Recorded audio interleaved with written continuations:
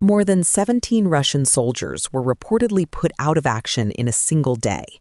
And shortly afterward, transport trucks, fuel vehicles, Buanka vans, supply depots, and communication targets continued to come under attack from Ukrainian drones across several frontline sectors. That number is not only about manpower losses. It points to a style of warfare that is expanding much faster than before. Ukraine is no longer using drones simply to hunt individual soldiers in trenches. It is increasingly targeting the systems that allow Russia's military to keep operating. From Lyman to Donetsk, Russian infantry can be detected shortly after leaving a tree line. A fuel truck can be destroyed before reaching its destination. A supply depot can be struck before ammunition and equipment reach frontline units.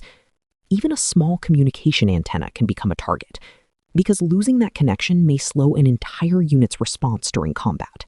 The pressure now extends far beyond the battlefield itself.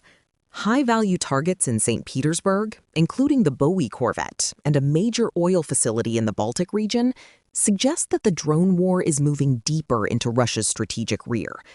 So, what happens when Ukraine is no longer targeting only soldiers, but also fuel, logistics, communications, and assets far behind the front? And how long can Russia maintain its operational tempo when every link in its military system may be watched from above? Let's find out. Ukrainian UAV units are keeping heavy pressure on Russian forces around Lyman and Donetsk, where movement near the front line carries higher risk than before. Soldiers can still use trees, broken buildings, shelters, and dirt roads to reduce exposure, but those places can become markers on a drone operator's screen. A Russian group does not need to reach a Ukrainian trench to become vulnerable. It can be detected while leaving cover, crossing a field, gathering near a ruined house, or moving equipment toward a firing position. The Lyman sector is dangerous because the terrain gives both armies places to hide, but it creates predictable routes of movement. Forest belts, narrow paths, and scattered settlements can protect infantry from direct ground fire. Yet they force soldiers into channels that drones can watch for long periods. Once Ukrainian operators spot movement, they can follow the target, study its direction, and decide whether it is part of an assault, a supply movement, or a small infiltration attempt. In Donetsk, the situation is shaped by density. Fighting is intense, positions are close, and Russian forces often rely on small infantry groups to probe for weak spots. These groups may look flexible on the ground, but from above they can become easier to track, because every stop, turn, and pause reveals intent. Ukrainian drones are no longer acting only as strike weapons. They are also part of a wider observation system that turns the front line into a monitored space. Reconnaissance UAVs can locate targets, while FPV drones or other strike assets can be directed toward them later. This shortens the gap between detection and attack, and Russian troops have less time to regroup, hide, or correct a mistake once they are seen. A few soldiers moving through a ruined area can show where the next assault route may be forming. A vehicle parked near a shelter can suggest that supplies or reinforcements are nearby. Even an abandoned road can become a warning line when drones record repeated movement through the same approach. For Ukraine, the target is not only the soldier or vehicle, but also the pattern that reveals how Russian forces are preparing to move. For Moscow, the larger challenge is uncertainty. Infantry cannot know when a tree line is being watched. Drivers cannot be sure that a shelter is still safe.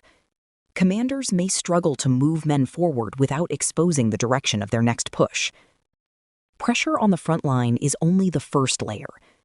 Once Ukraine can detect infantry and vehicles early, the next targets are the weapons and supplies that allow Russian attacks to continue. That growing pressure is becoming harder for Russian units to ignore. A Russian Grad rocket launcher, fuel trucks, supply depots, and military transport vehicles are increasingly appearing on the target lists of Ukrainian drone units. These are not random targets selected for convenience. They are assets that help Russian forces maintain combat operations across active sectors of the front. When such equipment is damaged or destroyed, the effects can extend far beyond the immediate loss of a single vehicle or weapon system.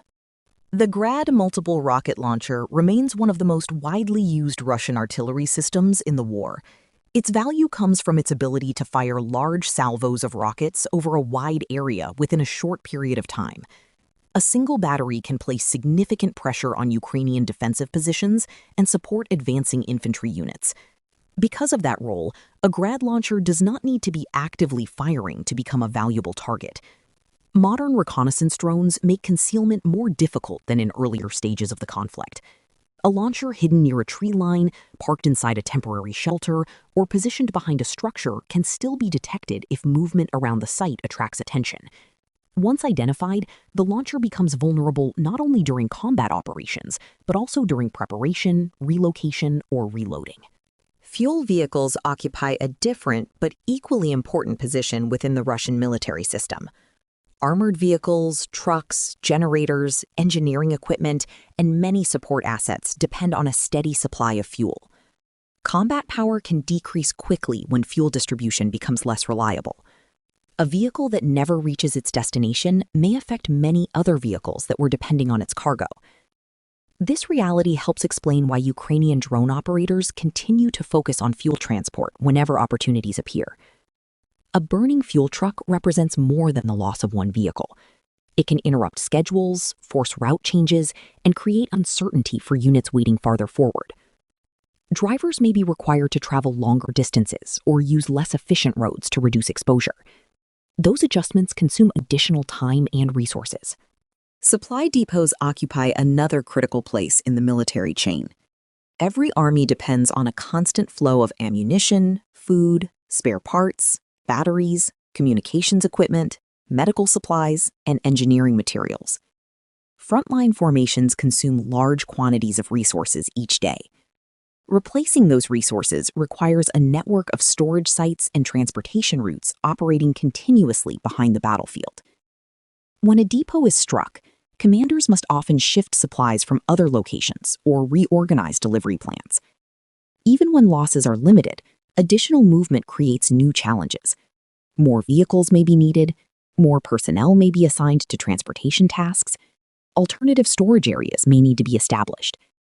Each adjustment increases workload throughout the support system.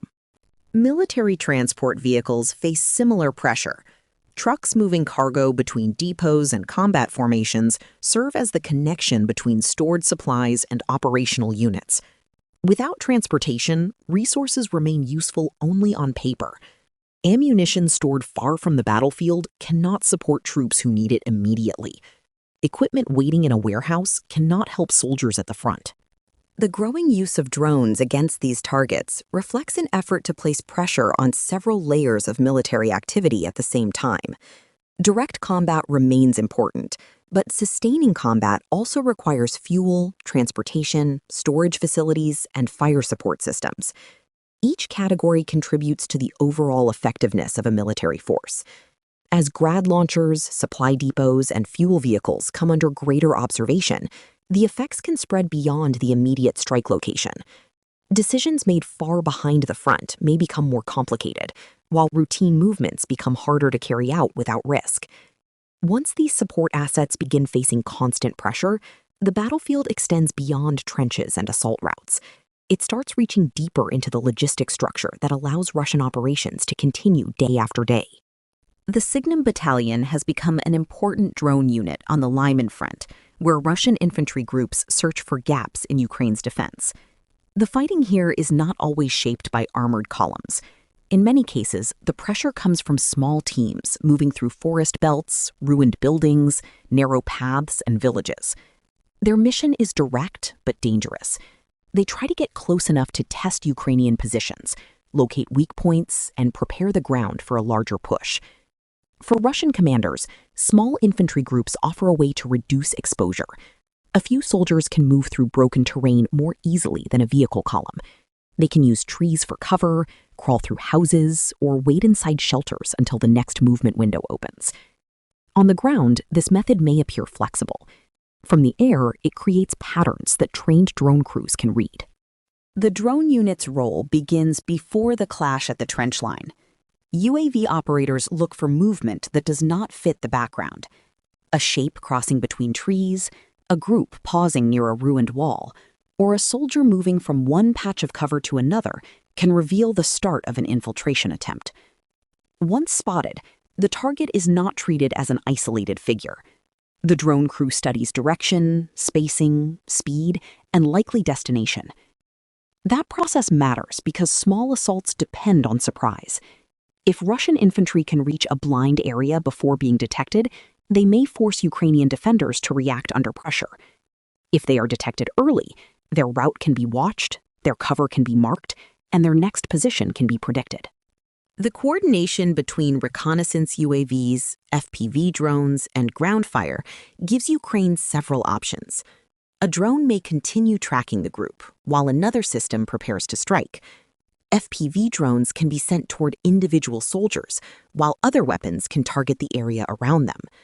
This layered response makes movement harder for infantry that depends on short bursts of speed and concealment. The psychological pressure is also important. Russian soldiers moving through Lyman's tree lines cannot know whether they are still hidden. A pause near cover may not be safe if the route has already been recorded. A sudden sprint across open ground may only confirm the target's direction. Even when a drone does not strike immediately, its presence can force hesitation, separation, or panic. The aim is not only to destroy one group, it is to deny Russia the ability to build pressure quietly. Small infantry movements can become the first step in a wider assault, especially when they identify trenches, firing points, or gaps between units. By stopping these movements early, Ukraine can reduce the risk of surprise attacks and keep Russian pressure from forming into a stronger push. Lyman is becoming a contest between infiltration and observation. Russia tries to use small groups to move through difficult terrain, while Ukraine uses drones to turn that terrain into a watched space. The side that reads movement first gains the advantage. This gives defenders more time to prepare fire, warn nearby positions, and prevent a small probe from becoming an assault. Those realities are reshaping how both armies approach frontline movement. Even a small infantry group can become a target from the moment it begins to move. But infantry pressure is only one part of Russia's assault system.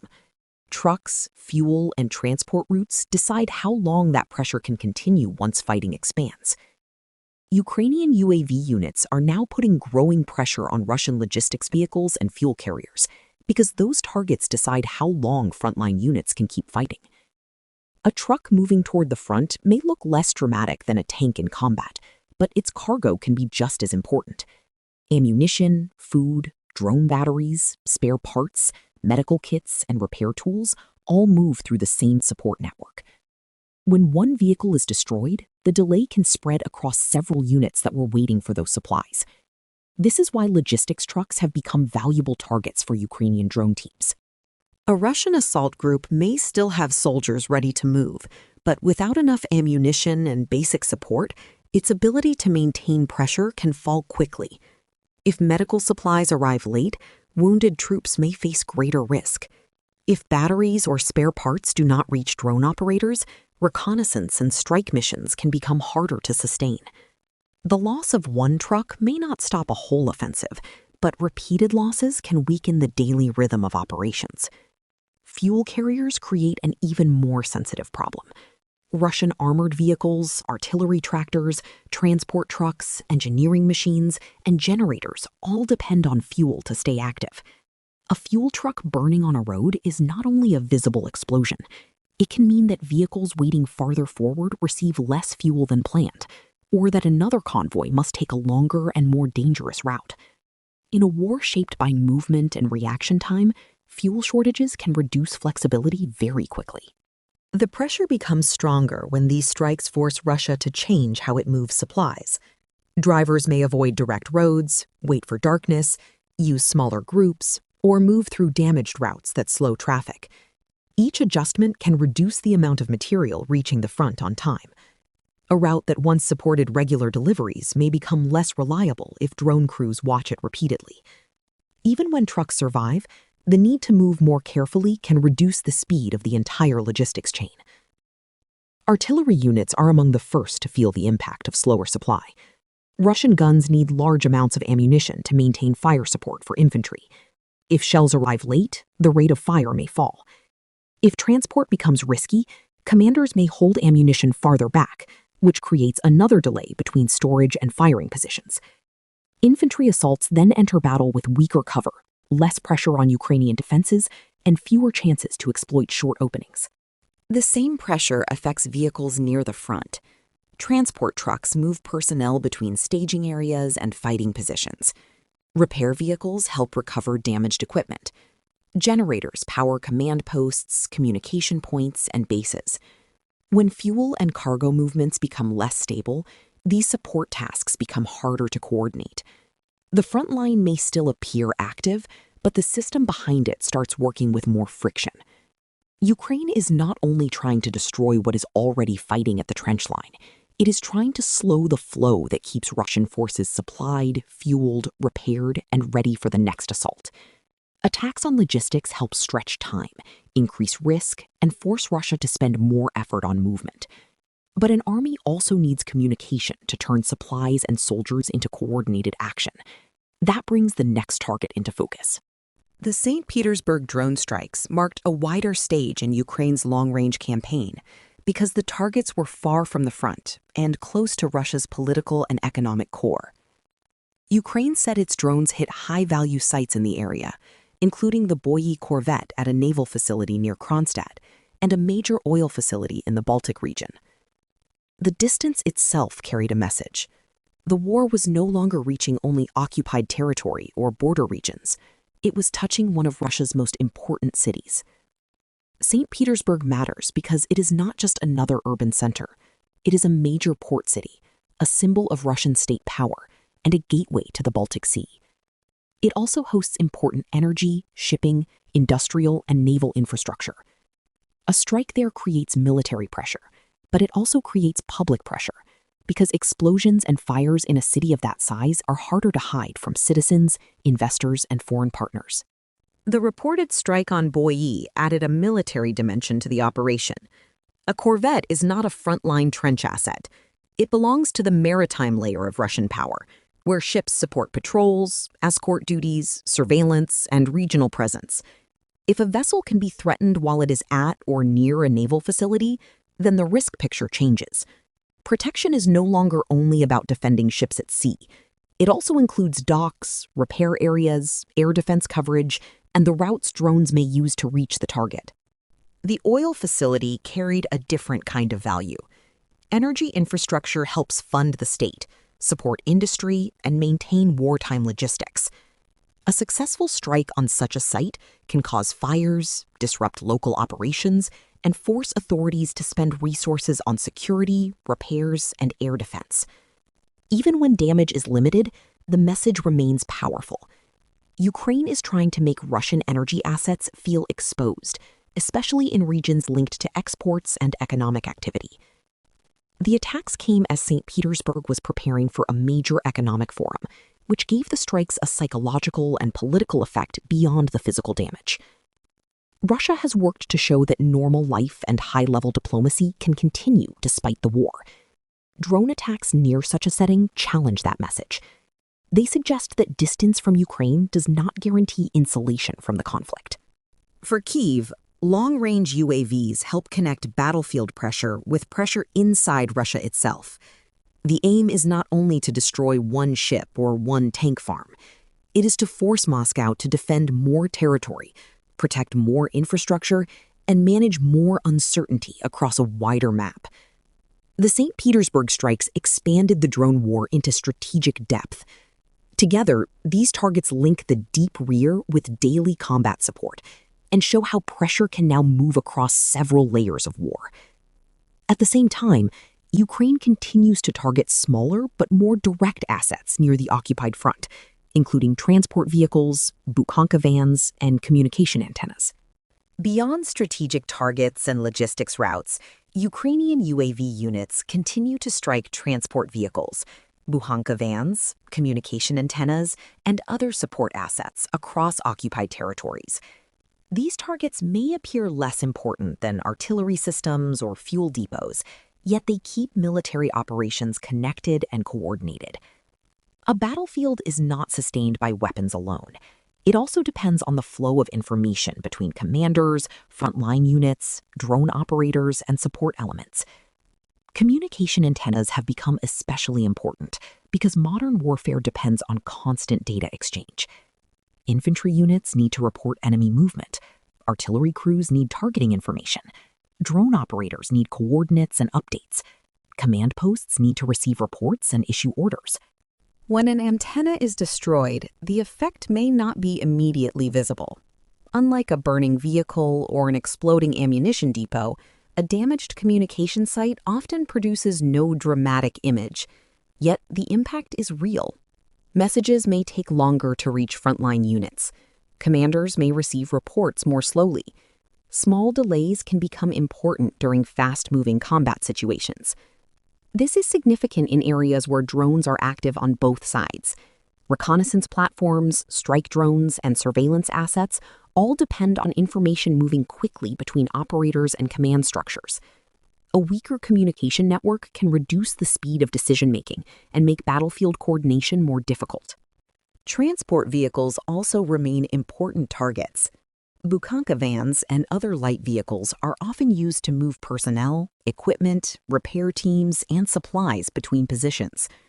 They may not attract as much attention as armored vehicles, but they support everyday military activity. The pattern visible across recent Ukrainian drone operations suggests a wider strategy. Infantry groups have faced pressure near the front. Logistics vehicles and fuel carriers have been targeted behind active sectors. Strategic sites have come under threat deep inside Russian territory. Communication systems and support vehicles now face similar risks. The result is pressure across multiple layers of the battlefield, rather than a focus on one type of target. From Lyman to Donetsk, Ukrainian UAV operations continue expanding the number of places where Russian forces must remain alert. That broader pattern raises a larger question about how effectively Russia can maintain military operations in an environment where observation and strike capabilities continue to expand. That question will shape the future, because Ukraine's drone campaign is no longer only about battlefield damage, but about whether Russia's entire war system can keep absorbing pressure. Ukraine's drone campaign is no longer only a series of dramatic battlefield videos. It is becoming a methodical attempt to weaken the system that allows Russia to fight every day. The targets may vary, from infantry groups and vehicles to fuel, antennas, fire support assets, and locations far behind the front. Yet the purpose is connected. Kyiv is trying to make Russian movements slower, command less certain, and support operations more costly. For Moscow, the challenge is adaptation. More camouflage, more air defense, and more electronic warfare may reduce some losses, but they cannot remove the basic problem. The battlefield is becoming easier to observe and harder to hide from. The next phase may depend on which side adjusts faster. If Ukraine keeps expanding its drone network, Russia may face a war where survival depends not only on firepower, but on how long its entire military system can absorb pressure. If you found this analysis useful, please take a moment to like this, subscribe, and share it with others who follow military affairs and global events. The goal of this coverage is not to celebrate war, but to understand it. By studying weapons, tactics, and battlefield decisions, we can better understand the human, political, and economic costs that conflicts create. Thank you for watching. Stay informed, stay curious, and join us again for more in-depth analysis of the battles, technologies, and geopolitical developments shaping today's world.